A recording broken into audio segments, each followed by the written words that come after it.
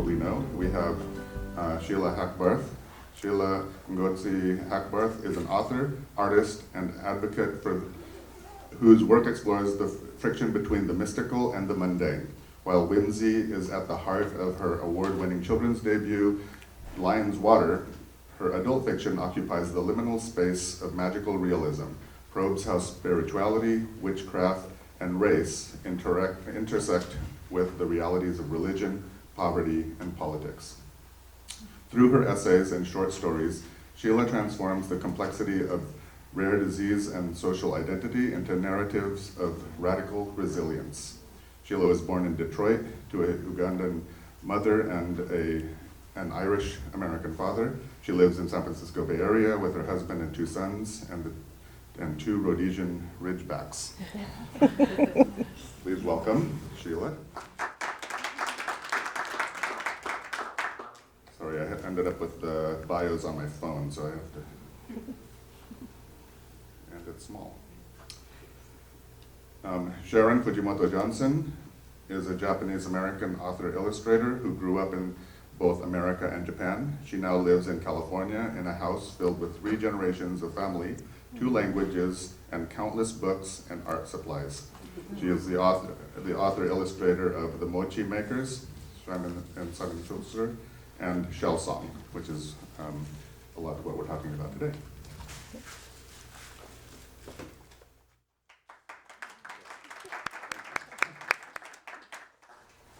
And Nikoo Yahyazadeh is an instructional designer and former teacher who has worked in tech, higher education, and K through 12. She is a first-generation Iranian American who left Iran during the 1980s with her family. She currently lives in the San Francisco Bay Area, and where she enjoys hiking and exploring the outdoors.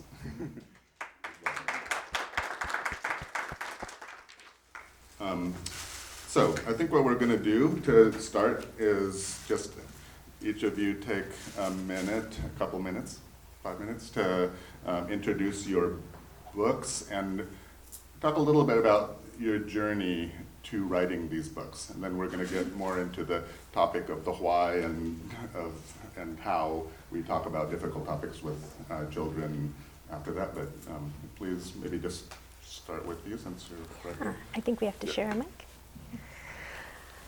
Well, it's still morning, so good morning, everyone. And, had a great bio for me, so I'm not going to dig into that too much, but this particular story was my debut children's book, and really heavily inspired by my Ugandan mother and the stories that she would tell from her rich childhood. A lot of them were terrifying, so I had to soften it up a bit, but that was my writing journey. And a lot of folks ask, how long did it take you to write this book? And sometimes I'm a little embarrassed because it was 13 years in the making, but it wasn't that I was, an author wasn't my full-time job. Like I think many people on this panel, we have to pay the bills. And so up until a year and a half ago, I was an executive in wine and spirits. And now I'm a full-time writer, author, and advocate. So I'm really excited. Thank you. And that was my journey. So I would say to anyone out there that is an author, or just wants to support authors, it is a really deeply personal journey. And when you're able to put your story out in the world, we'll talk more later in the panel about how that affects you as an individual, but how it affects other people. And I think stories are what is going to save society by us learning about one another in the deepest ways. So happy to share this book with you and my personal journey. Do you want to share a little bit from the book? Oh, yeah. It might be a little hard. Do you want me to hold it? Oh, yeah. Okay. So I picked this particular portion to get to the heart of the story. Terror stiffened her limbs, but the thought of helping her brother was more important than any fear she felt. Akiki eyed the lion again, but he was not paying attention to her. Carefully resting Kasembo on the ground, Akiki sped to the water. She quickly dunked her dress in, then darted back to her brother. Drip after drip, water fell on his tongue, and he licked his chapped lips.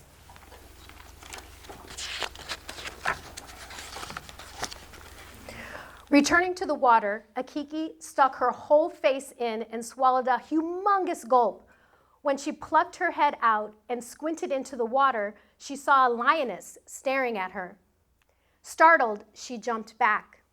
The lioness did the same. Akiki realized she was facing her own reflection. By drinking from the lion's water, Akiki had become one. Thank you.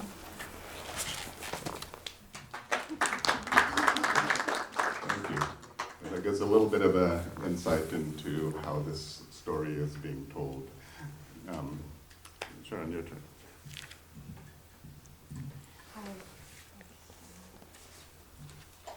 Yeah. Okay.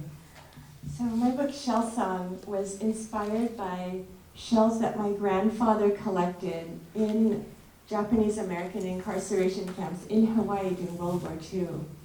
So a lot of people don't know that Hawaii had incarceration camps, but they did. It looked a little different because they just handpicked community leaders and separated them from their families and put them in incarceration camps.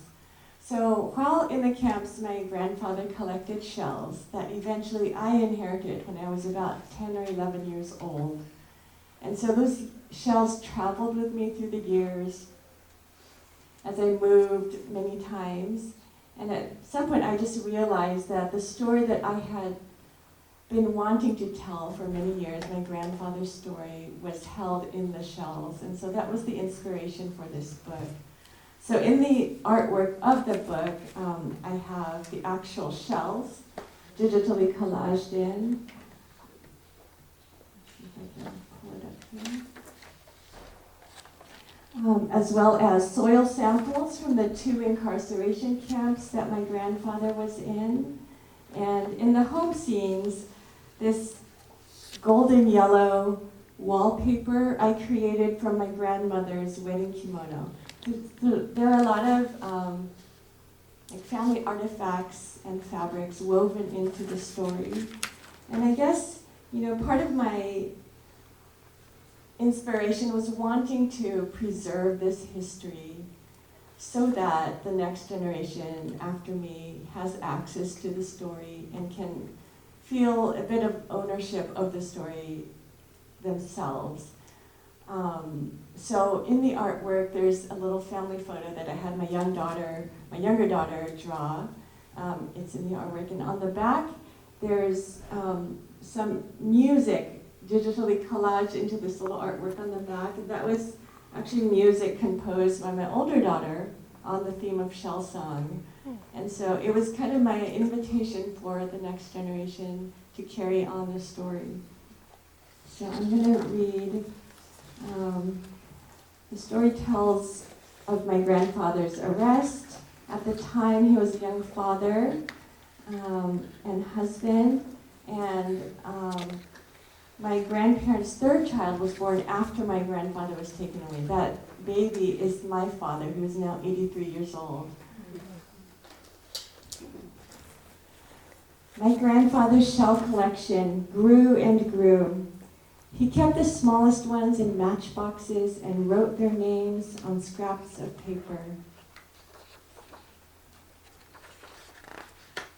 This one, a bowl filled with sun like his beloved, Mercenaria Stimsoni. This one, a strong, slender spire like their firstborn, Oxymeris serathina. This one with an open heart like their secondborn, Notococlis. And this one, a sparkling jewel, like the baby whom he longed to hold in his arms, Coclis migratoria. My grandfather grew thin, but not just from the sparse food and the hard labor. He missed the music of his family's voices. Somewhere in the distance, beyond the rim of trees, the waves rose and crashed, just like they did at home. He held the shells to his ear, but they were too tiny for even a whisper of song. When the baby was already walking and talking, the war finally ended. My grandfather came home to his family. His body was brittle and his heart hollow, but with him he brought his shells filled with salt and sand and lost time.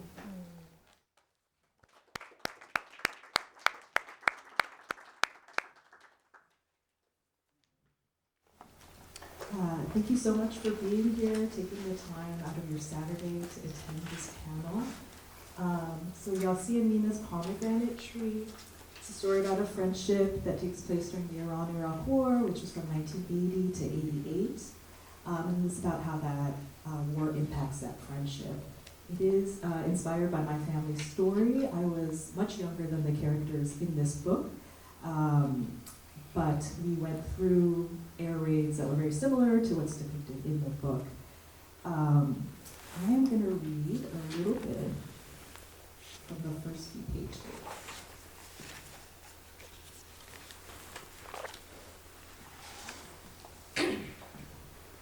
My home Tehran is a big city surrounded by snow-capped mountains.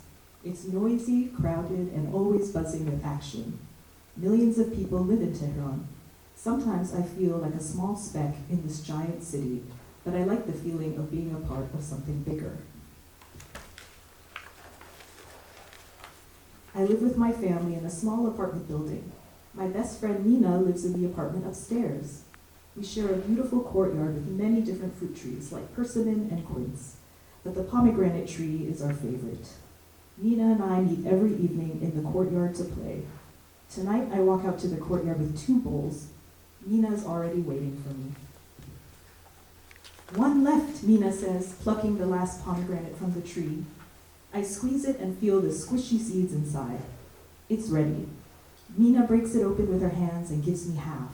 Faster and faster, rushing to finish when the air sirens start howling.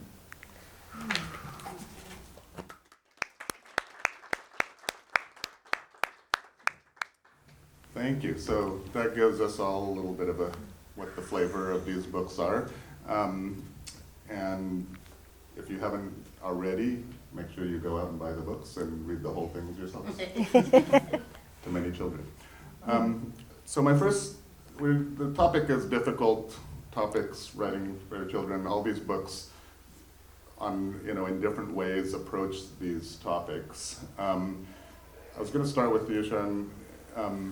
Maybe if you could, for me, what often comes up is this question of, even though in Disney movies the parents die at the beginning of every movie, that seems to be okay, but when we write books about real things, the challenge, the people go, well, this is, you're robbing kids of their innocence, why do you need to talk to kids about these difficult topics? I'm going to hand that to you. So I've come to believe, as I've been sharing my book at many events, that all of our stories are actually connected. Like all of our stories here are connected. All of our individual stories are connected. Just because we live in this world together. And books are bridges. Books melt boundaries. They cross borders. They each carry an entire world inside of them. And so I strongly believe that children need access to all kinds of books.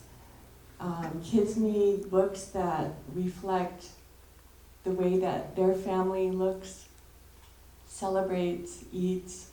But they also need books that depict families that are unlike their own.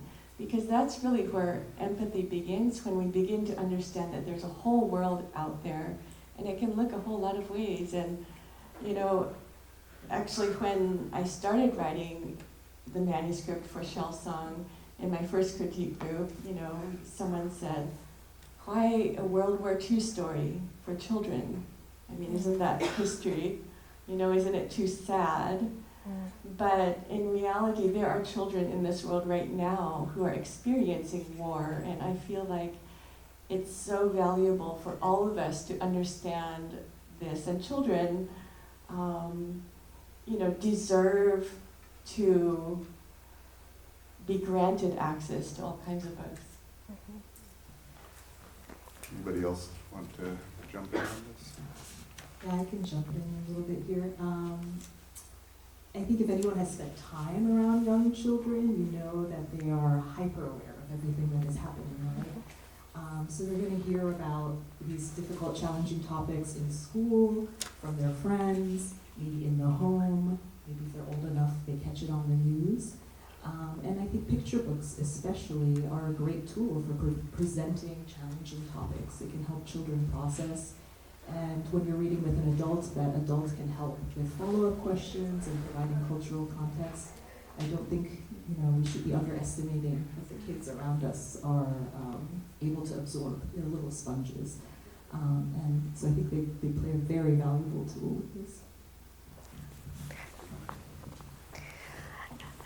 So I haven't met a single child, including when I was one, that has had a perfectly trauma-free life. That isn't reality. And children are very resilient. Not only that, their minds are so expansive, right? If you can remember for a moment when you were a child, the first book you read or the first book that was read to you, and how your mind just takes it to a whole different level, right? There's no book, there's no story that any of us, children or adults, have read and not in our own minds created an alternative reality than what was read. I read a portion of my book, but what each of you took from it is something completely different. And so what we try to do, at least what I try to do as an author with this book, is to talk about that intersection between reality and imagination, and that's where people heal. That's where people connect. That's where they find hope. And so I think it's important to be able to have stories like this, whether they're difficult, whether they're about grief, whether they're about war. We need this. We need this. Children need it. And that's, we start as children, then we become adults. So if we're able to experience books like this as children, I think we're going to grow up to be better human beings as adults. Thank you. Yeah, on that topic of trauma, how do you write about these some of these things are very difficult topics, like our panel says. But, how to talk about it with kids in a way that doesn't either introduce trauma or, in some way reinforce existing trauma. One idea always is, it should have a happy ending, right? And like Nikoo, in your book, it's not unhappy, but it's not necessarily a happy ending. You can talk a little bit about how you frame that, but maybe, this question of trauma and how to write it for children in a way that doesn't reinforce or introduce new trauma. Yeah, and I think we have to think about how are we defining trauma? What does that mean?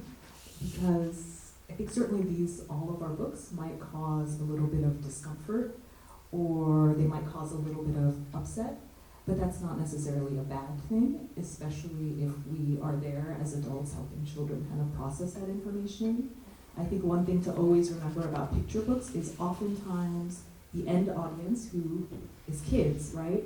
They're not the ones usually purchasing the books. It's us as adults. We're purchasing the books. We're curating it for them. And so we know our children best. We know where they are developmentally, individually, so we can make informed decisions about what books we're reading to them as well. So I think that is one way of making sure that the book is appropriate for your children at that level. And then, of course, understanding that just because it is introducing some discomfort or upset, that's not necessarily a bad thing. And yeah, in my story, I leave it a little bit open-ended, because it is a story about displacement. Ultimately, the war causes these two friends to split up. And that's the reality of a lot of children right now in wars across the world. They're having to leave. They're ending up in refugee camps, and a lot of situations that are even worse.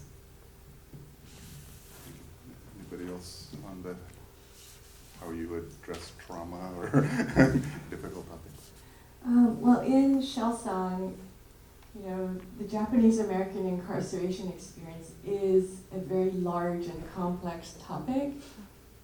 And so I really tried to think about how to write this story in a way that was both honest and could be understood by a child. And so for me, the metaphor was, shell song, but the story is not an entire orchestra. It's just a melody line of my grandfather's life through the shells.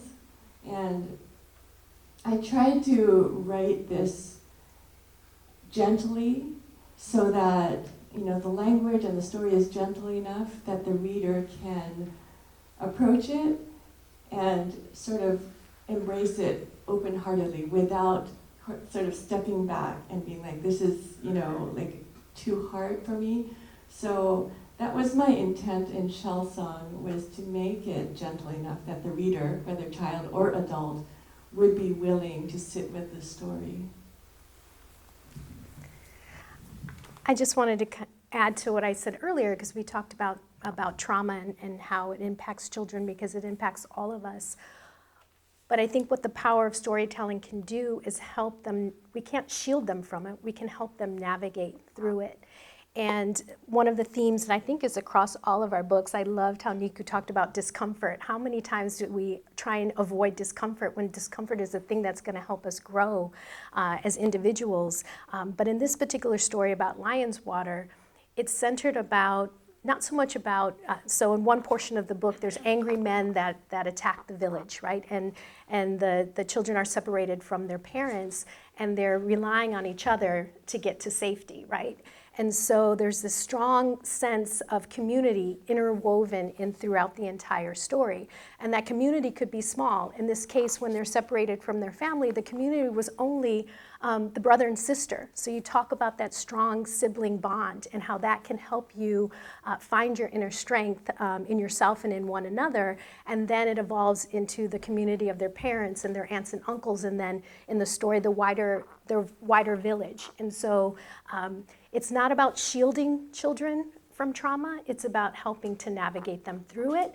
And how does community play a role in finding your inner strength and that for each other? Yeah, and, in your book in particular, I was going to sort of shift over to this conversation of thoughts about place. You do mention that, Uganda in the opening a little bit, and in the notes, and like Nikoo, your book is, set in Tehran, and, yours is set in Hilo, so you say specifically where it is. In your case, was it a specific incident with these angry men? And yeah, how do you think about how, what you were trying to do in terms of talking about sort of general situations versus the very specific time and place that was inspiring your story? Yeah. Yeah, it's a great question, and I kind of toyed with it a little bit, because when you read the book, you even asked me when we met each other for the first time, when did it happen? So I wrote it in a way that this could have happened hundreds of years ago, or it could happen today. So that was intentional, because this panel is about difficult topics, but there's a through line of war and violence and conflict that happens to occur in each of these books, and it's happening to children every day. So I wanted it to be approachable in that, and vague in that you don't know when this takes place, but in the reality, things like this are happening every day somewhere around the world. How about for either of your books? In terms of time and space, why is it important to talk about that specific time and place, and how much detail matters to you in terms of that particular time and place versus what you can extrapolate from it to, say, today? Well, I was pretty specific in my book. I include the date of when the Japanese military attacked Pearl Harbor, because in my grandmother's writing, she left a handwritten autobiography. She talked about how that day was the day that overturned their lives. She had married into a wealthy family that had a trading company between Hawaii and Japan, and the matchmaker that arranged the marriage had told her, you're going to be able to go back to Japan every year to see your family. But then they got married in 1939, just 2 years before Pearl Harbor. And everything changed. They lost their company, they lost their wealth. my grandfather lost his health. And so, you know, for me, it was trying to tell a very specific story, but I believe that the themes in the story are universal and timeless. You know, it's about family love and loss and loneliness and fairness.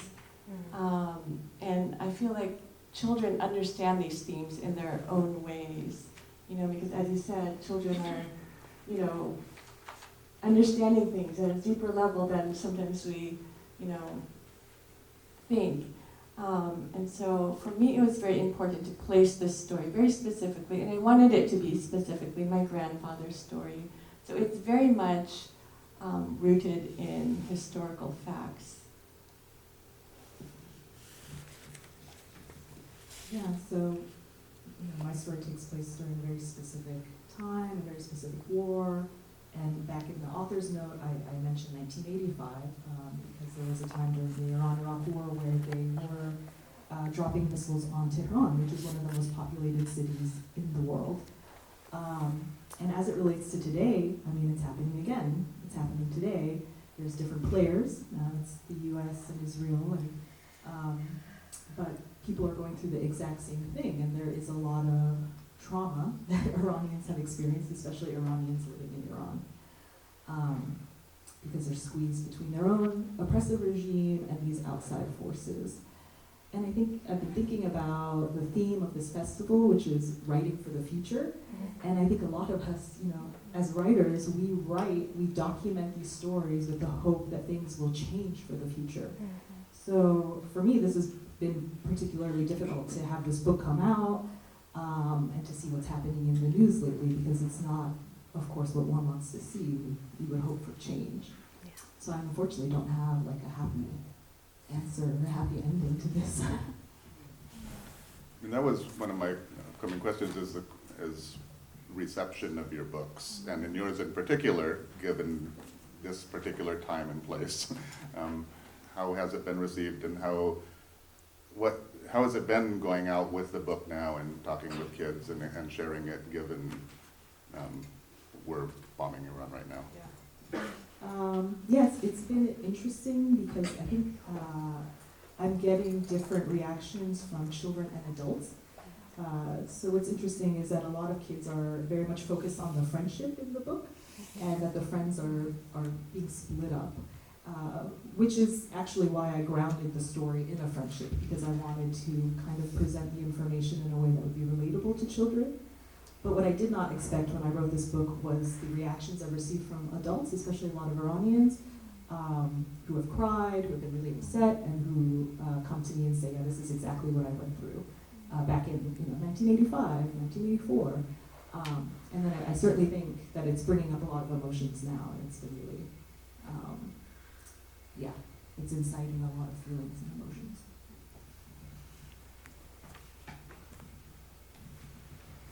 So Shell Song happens to be the first children's book about the Japanese American incarceration in Hawaii. And so I was actually in Hawaii on the day that it was released. And it was fascinating to me to realize that actually even in Hawaii, people are not generally aware of this history. You know, I have cousins who grew up on Oahu, 20 minutes from where our grandfather was incarcerated, and they weren't really aware. Like, they were vaguely aware of the history, but not that this happened right there. And so I guess, it has been enlightening to me to recognize, that yes, like this story needed to be told. Partly it's kind of my gift back to the Japanese American community in Hawaii, because my grandfather's generation generally did not speak about the trauma that they went through.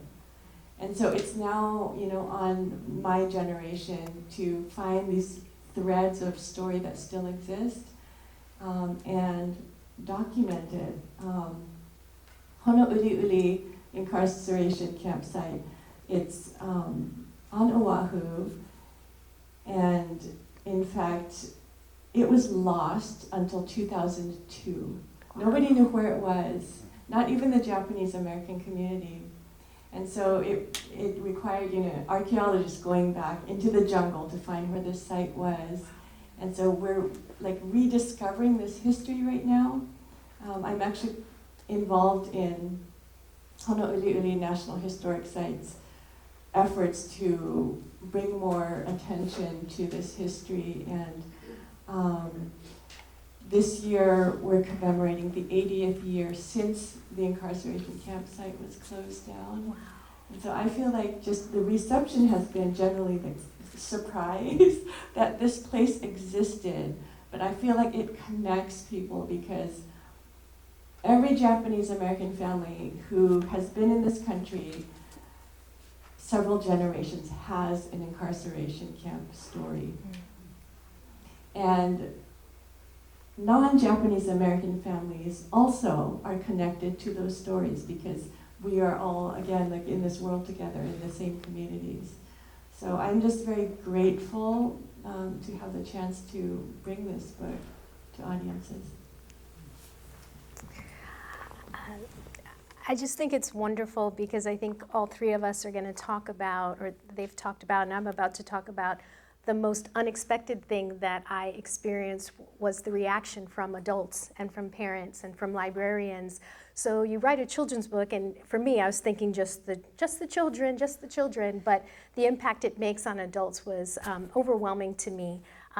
Just the other day, someone shared with me a video of a commencement address. And the whole commencement was he was reading a children's book. And I can't remember the children's book, but I know it wasn't Harvard, but it was some elite school. And he got a standing ovation because it was just, a children's book can be so relevant to what we're feeling as adults and what we're going through. So for me, the joy it brought me where children would say they wanted their parents to read it to them or for them to read it every single night for 2 months, just brought joy to my heart. But the most touching thing was a neighbor and a friend who bought it for her daughter, and she called me up teary-eyed because she said, I, as a woman, forgot my own inner strength, and your book helped remind me of that. She had just lost her mother, and so I was just taken aback because it was so stark in the most beautiful way. And then from educators and librarians I struggled when I was a young reader, an early reader. I really struggled with it. I had a hard time reading, and I didn't get my stride until later. And so when creating this children's book, I purposely put hidden images because I had read that hidden image searches help kids with literacy and confidence in reading, and it makes it fun. So in this book, the first half of the book, you're looking for hidden paw prints. And they're hidden from, some are in the moon, some are in the trees. And then the second half of the book, because it's a transformational story, you're looking for the life cycle of a butterfly. And kids just dig it. And then knowing that that helps with literacy is just near and dear to me. I actually want to follow up on that because my next question is about illustration and working with illustrators. But have any of you had any negative press, any haters, has it all been positive? Real quick, it wasn't negative press, but in shopping this concept out and querying this book for those authors that are out there, they know how hard that process is. And I got a lot of warm rejections that just said, this is great, but not what we're looking for. And I got the sense it was because it was inspired by Ugandan folklore, like there's just not a market for it. And I can appreciate that because, marketing is important and book sales are important, but I wanted to bring it to life in honor of my mother. And then the reaction from it is just validating to me that everybody's stories matter, and folklore isn't something that's just for the people that have been told these stories for generations. Anybody else? Yeah, I could talk about the kind of some of the reactions I got from publishers early on. It was like, this is too sad. This is too violent, this is too detailed, like too many details.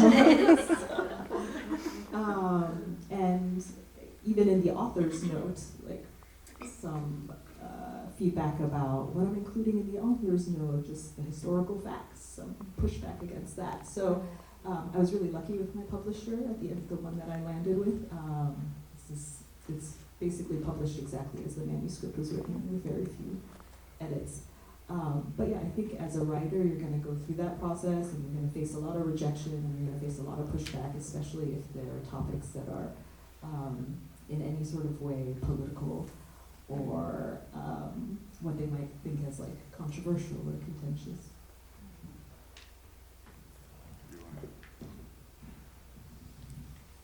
I will say one of the most surprising reactions I had to the book was at an event where a Japanese American woman said in the conversation following, the difference between what happened to us in the World War II and what's happening right now is that we didn't do anything wrong. And it was kind of a shock to me because I had assumed that anyone who understood the Japanese American incarceration and, you know, of course, Japanese American families who have this history would see the clear parallels between what's happening today and what happened back then. And it was just a reminder to me, you know, all the more reason we need to tell these stories because what happened then should be a lesson for us today. Thank you. I will leave some room for audience questions, so start thinking about what you may want to discuss directly with these authors. But back to the illustration question, Sharon, you're your own illustrator, and Sheila, I'm going to start with you just because you were already talking about this and how much there's a lot. You know, there's the butterflies, there's the footprints, and it's also about Uganda in a time and place that you were working with some illustrators that are part of a collective. But and like how do you work with them? How much are you directing the art and ideas about what goes into it, and how, you know, we have bad men in it, like how scary and how dark versus how positive things are going to. Anyway. What was your process with the illustrators? So I went a unique route, and I ended up with 2 illustrators for the price of 1. No, there were 2 amazing women that happened to be classmates in graphic design school, and they wanted to do this together. It was their first book, and so one was really great at imagery.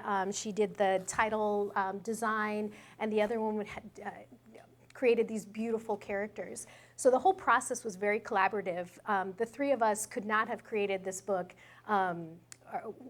Any single one of us couldn't have created the same book as the 3 of us have done. And then in terms of the scary parts, and so we chose to focus on the courage of the characters rather than their fear. And so the page where the bad men are coming to attack the village, it's centered around the father guarding the door and the mother, kind of helping the kids, run off into the woods, and the bad men are in the distance. And so it's really about the courage of the father, the courage of the mother, and the strength of the sibling bond. So I think you can tackle those tough, traumatic scenes by focusing on the courage of the character. So I will say that when I first started out making picture books, I did not think I would be illustrating my own books because I didn't think I, could do it. But I remember one of my instructors at Storyteller Academy saying, children actually respond to art in children's books that is a little imperfect and a little wonky. And so that was the moment when I thought, oh, maybe I could do that. That's shocking to me. I thought you were you started out through the art world. Oh, thank you. So, it has been, I have learned so much through the illustration process of both of my books, and in particular in Shell Song. Some of the difficult moments, like the scene where my grandfather is being arrested and is in handcuffs. Some of the scenes where the emotion is heavy in the scenes. My personal instinct was to sort of step back and let these events happen at sort of a safe distance and I very much appreciate my art director at my publisher who nudged me and said, you know, I think you need to actually step inside that moment so that the reader can step inside the emotion of this moment. And the scene where my grandfather is in handcuffs, I really struggled with that scene. I don't think I've actually ever seen a person in handcuffs in real life. Like, that's just not part of my life. And so I was trying to figure out how to draw this scene and just kept going back and forth. And I ended up having my husband pose for me with his hands behind his back. Wow. Like he was being arrested. And actually that moment really hit me in the heart because I felt like I could kind of feel like what my grandmother may have felt when her husband was being taken away. And so when I felt that emotion, then I felt like, oh, I know how to do this illustration now. So, you know, it has been a really gratifying and rewarding process to do the illustrations, especially for these very personal stories. So, yeah.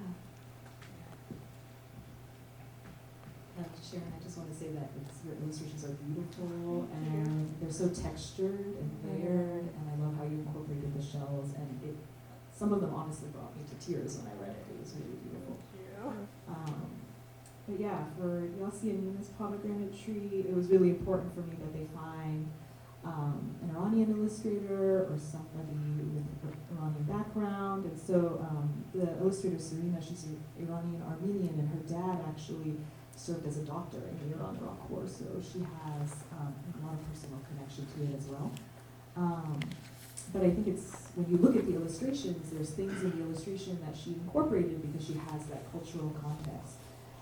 Like the street signs, or when they're packing up to leave to America, all of the little items, like those are not things that I needed to tell her because she has that background. Yeah, all the books I noticed. All the books, or the Persian carpets, and all of those things that we're obsessed with, she just incorporated beautifully into the illustration. So, shout out to her for really bringing the story to life. It's amazing.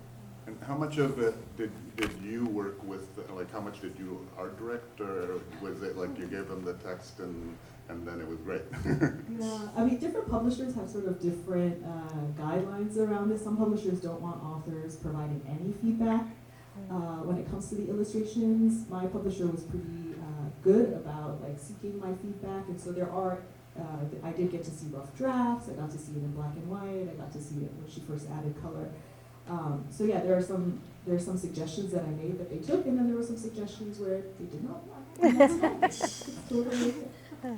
I mean, it feels to me on these kind of topics, it is important that you have some input on it. The idea of just handing the copy to somebody and then seeing what, particularly when it's difficult topics, because it's sensitive and it's really important that they get it right, because otherwise it can completely undermine what you're trying to do. Yeah, absolutely, and it's a personal story, right? So I have a lot of personal investment in it, and I'll say there's a page. So the one page we sort of went back and forth on a lot, and they partially took my suggestion was, this page. So this is a really important scene because this is something, that happens, and this happened to us, is, there was an air raid, and so me and my family, we took shelter under a table. I had kind of imagined this as almost like a split scene where it would be both of the characters, and you would see them each in their apartment building, but they didn't really do that. They focused on the main character here, but they did include this little side silhouette, I think, just to appease me. You're like, look, we included the apartment building. Please leave us alone. So this was the one where we went back and forth a lot. But now that I'm looking back on it, I actually think maybe the emotional impact of this is greater, because when I imagined it as like a split level, you wouldn't have been able to see her face and the reaction and the fear. So I think the art director and the illustrator made the right choice, ultimately. Can I say something? Yeah. So regarding what you were saying about, personal stories and stories like this really needing the illustrator to be accurate, I feel like this is also why publishers need to make space for diverse illustrators as well as authors, because we, the authors, need illustrators who can tell our stories in authentic ways. Here, here. All right, audience questions. We got about 15 minutes, and yeah. Do we, I don't know how much lead I have here. Try to get.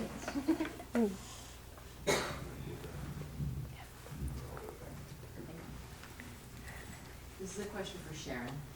When you said that internment in Japan was, in Hawaii, was different because they took community leaders and separated them from their families, I found that very moving and disturbing.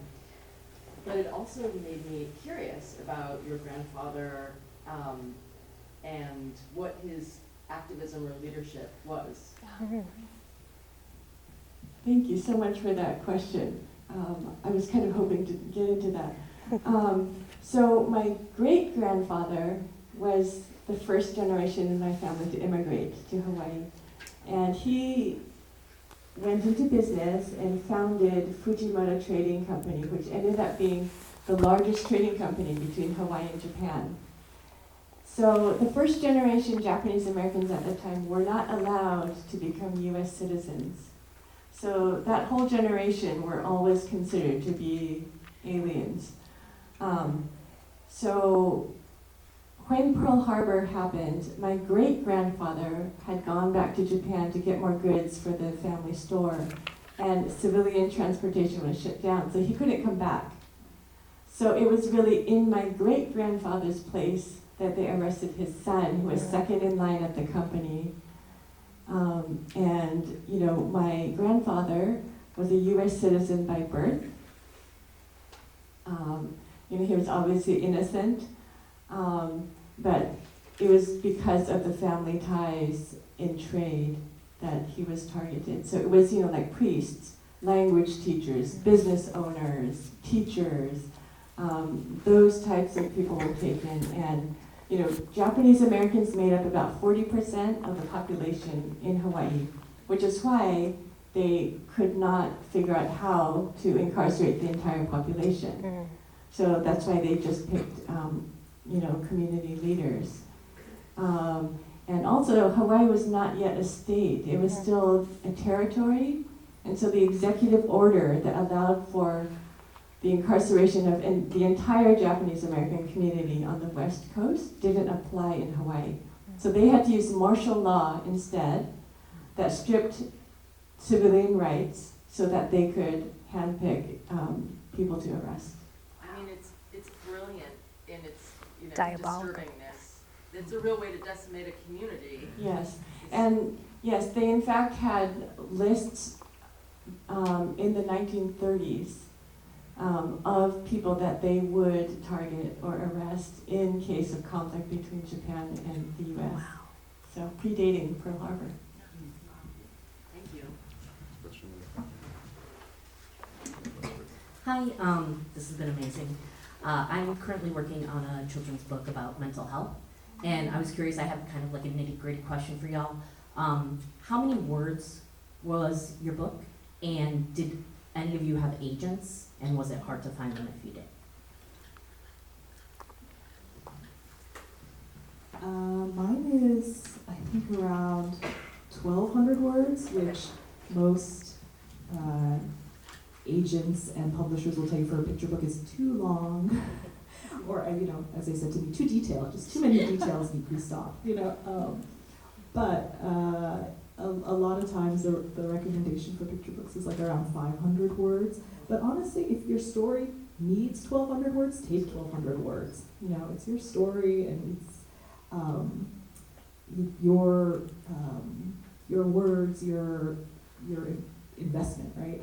So I did not have an agent. I just submitted it to various publishers, actually. So I kind of bypassed agents altogether. And the publisher Sleeping Bear Press was having his own voices, own stories, competition, and so it actually won an award first.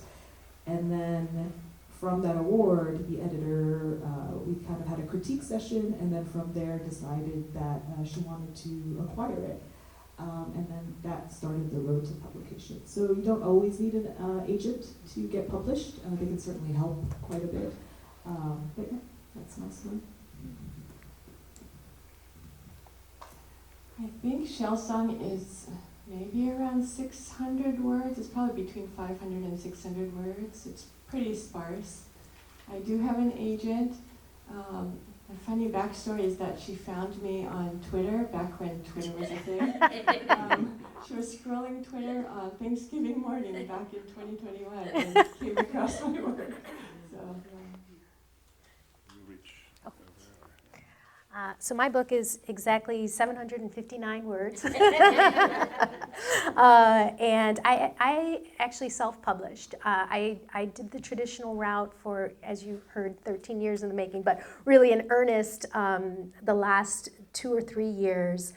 But after losing my mother, I didn't want to wait any longer, because if you go the traditional route, you have to get well, you don't have to get an agent, but you typically get an agent, and then the agent has to try and get a publisher, and that is just, I didn't want to put any more time between this book coming to life. For other future children's books that I plan on writing, I probably will go the traditional route, and there usually is the word count. They can be sticklers about that, so for sure. Thank you.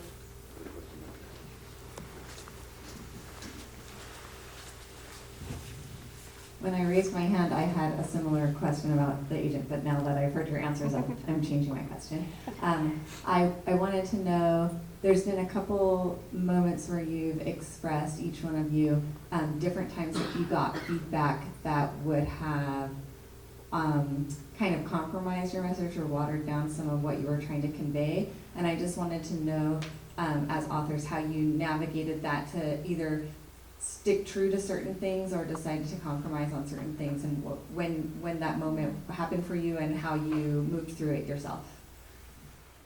I'll jump in. When I was trying to go the traditional route, I had submitted, probably too early if I'm being honest, to Serendipity agent, and she's wonderful. Her name is Regina Brooks, but she sent me a warm rejection letter, and then fast forward, when I was at a writer's conference, I resubmitted the book for her to give me a critique, and she loved it. She's like, this is fantastic, send it to me and we'll work towards getting, and I didn't have the heart to tell her, because at that point I had decided I'm gonna bring this to life for my mother. I don't know if that answers your question. The feedback that I had gotten early on, usually when you get a warm rejection, you don't get a lot of feedback. You can say, hey, could you give me more feedback? And some people are open to it. Some people, they ghost you and never hear from them again. But one piece of feedback that I had gotten was after several iterations of this, and I had the brother being the hero who turns into the lion, who saves his sister, and I'm like, what am I doing? I'm a woman, my mother was a woman, and I want the sister or the girl to be the heroine of this story. And that really flipped it for me, and everything started to come together at that point. So feedback can be important. I feel like there's two different kinds of feedback or critique. Sometimes there's critique from fellow authors who maybe don't understand your story. And when you end up having your story critiqued by multiple people, everyone will have a somewhat different take. So I truly believe sometimes you have to know what your story is yourself and stick to that. Like, know when to take the suggestion and when not to. And then the second kind of critique is, in my case, working with my publisher. I have a wonderful editor, a great art director. I had the same team for both books. And I really appreciate their take on storytelling, because sometimes they understand the book as a product better than I do, because they've done it so many more times. And so just these little nudges, where we go back and forth, like, what is what is the best way to represent this moment in this story? And so, you know, sometimes I say, no, I don't think that feels right for this story, even to my publisher, but sometimes, you know, they do have great suggestions, so yeah, it goes both ways.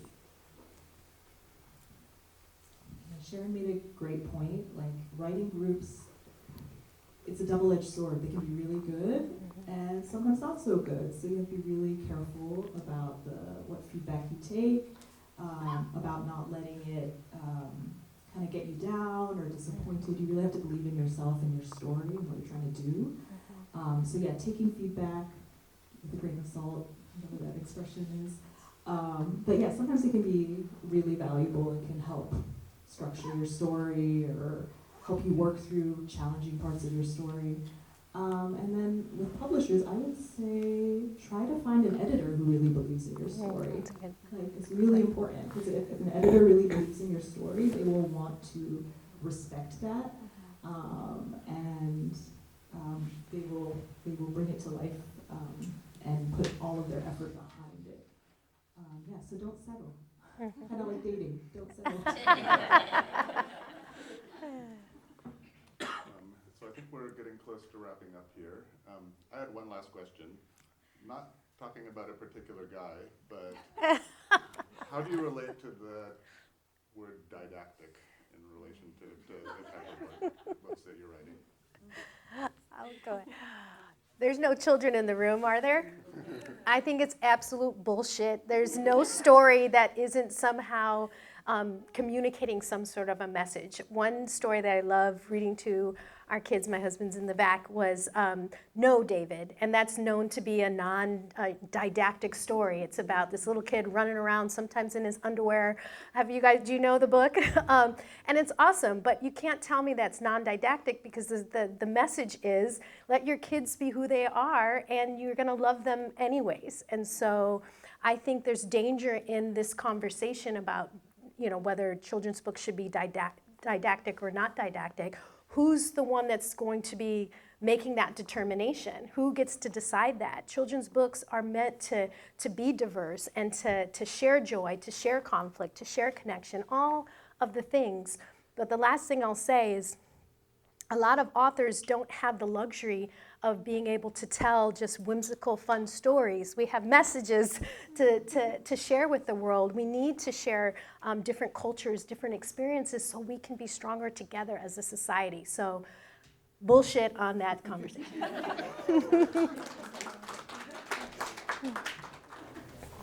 My answer to that is that all kinds of children's books are necessary. And we honor the existence of children when we're willing to look the world straight on and create books that represent the world in very diverse ways. And so, you know, being didactic is not the same as preserving history, celebrating unique family or cultural traditions. It's not the same as, you know, passing on stories that deserve to exist. Like, children's stories look a whole lot of different ways, and they all deserve to exist. I've got nothing to add.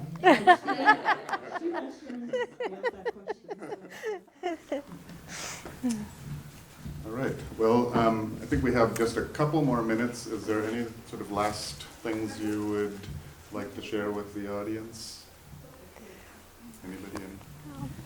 I just want to say thank you. I mean, for you guys, you said this earlier, for you guys to show up an hour of your time on a Saturday afternoon where the weather is gorgeous. These are important conversations to have. And as authors, the process of writing is sometimes can be really lonely, and you don't know who's going to show up for events. You don't know who's going to read your book. So for you guys to be here today, like, I can't even share how much that means. And thank you.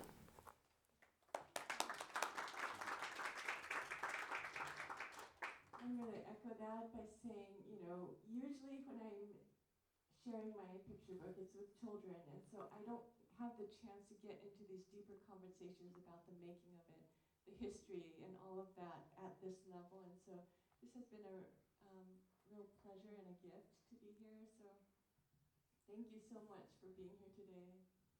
Thank you. for being so engaged, and thank you, Innosanto, for Yes, the wonderful thank you. questions.